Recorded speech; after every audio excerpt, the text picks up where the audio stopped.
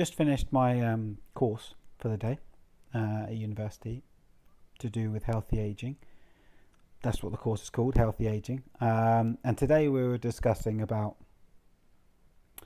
various factors that affect healthy aging. Whether we're talking about socio-economical, whether we're talking about political, physiological, gender, racial, cultural, all aspects that cover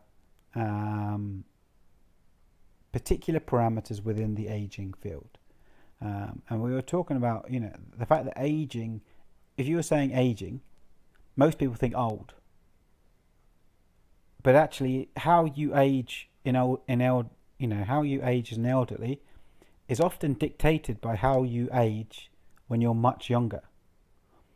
Much like I've said, because obviously I have a daughter, much like I've said about how you mature is directly impacted in your health. And how you age is directly impacted by how you aged when you were younger. And so you can do the things, and of course I'm going to talk about circadian rhythm, of course I'm going to talk about light and how they impact maturation, how they impact IQ levels. So we know that there's now, links between IQ levels, links between physical maturation and light and circadian rhythm, attention span, behavior between light and circadian rhythm. And so these are the things that you can age the same as your parents age. Maybe they're aging very well.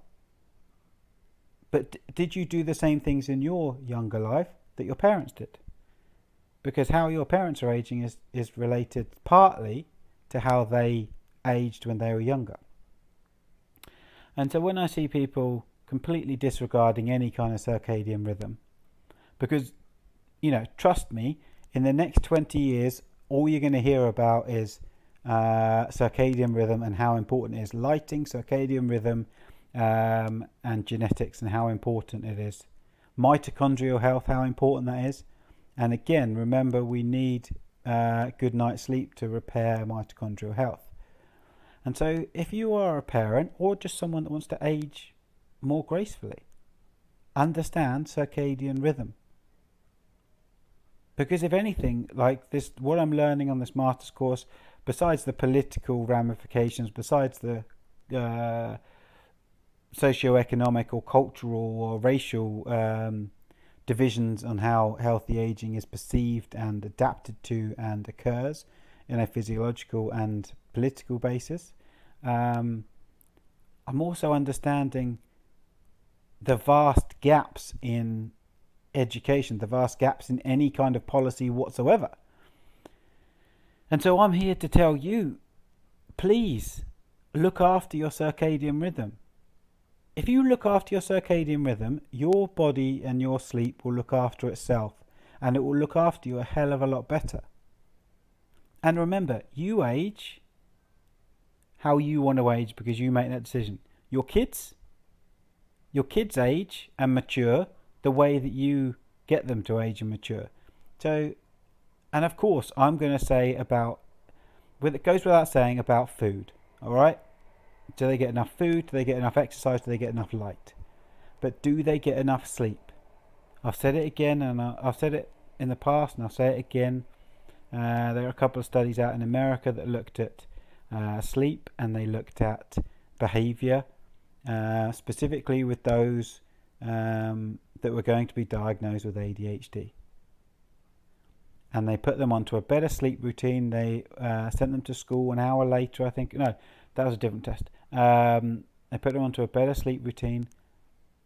And what happened? Some of the people that were going to be diagnosed with ADHD no longer had the symptoms because they sorted out their sleep. So if your kid is someone that is on their phone, on a computer, on a tablet, watching TV until last thing at night, and you're struggling to put them to sleep, that's why. That's why, because you are bombarding their eyes with blue light right before bed. You've probably got lights on in the bathroom, lights on in their bedroom that are blue light dominant, and then you expect them to close their eyes and be fast asleep. You have to understand that the blue light coming from the screen and the blue light coming from up there has a direct effect on their ability to produce melatonin and their ability to relax. As far as their body is concerned, it is around midday. So when you're trying to put them to sleep, adjust the lighting accordingly.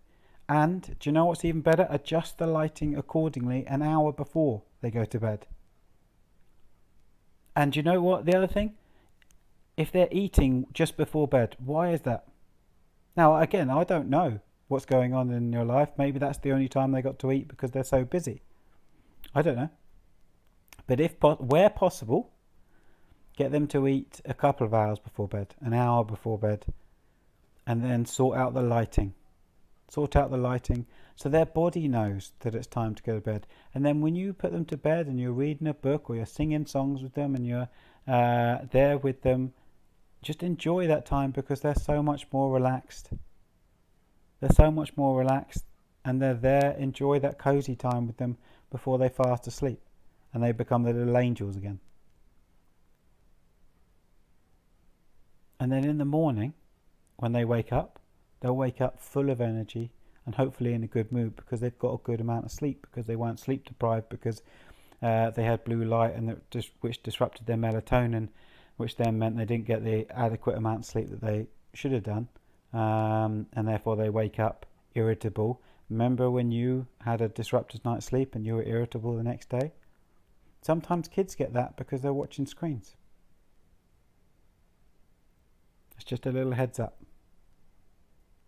It's just a little heads up. Have a great evening, whatever you're doing. If you can, catch the sunset. Catch the sunset, and when the sun goes down, adapt your lighting accordingly inside. Go with much, much lower level lighting.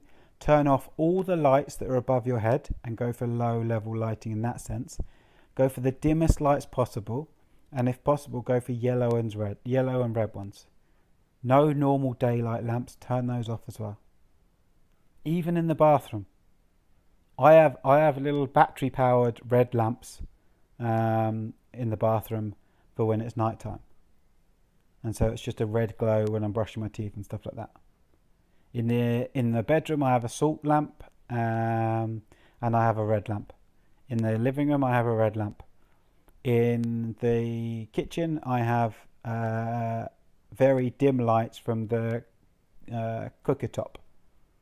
And that's what I have on. So it's very dark or it's very red in my house. But that's for me and my daughter. That's for me and my daughter because it means that when she goes to bed, she's calm and relaxed. We even do breathing exercises when we're in bed. Now, am I saying you have to get your kid to do breathing exercises? No. But how you age is going to reflect how your kids age. So you can make that change to you, and once they see you doing it, once they see you with the lighting change, once they see you doing your breathing exercises, once they see you waking up with so much more energy, they're going to want to copy you. So respect your circadian rhythm, respect your light and dark cycles, respect your sleep, respect yourself. Have a great evening.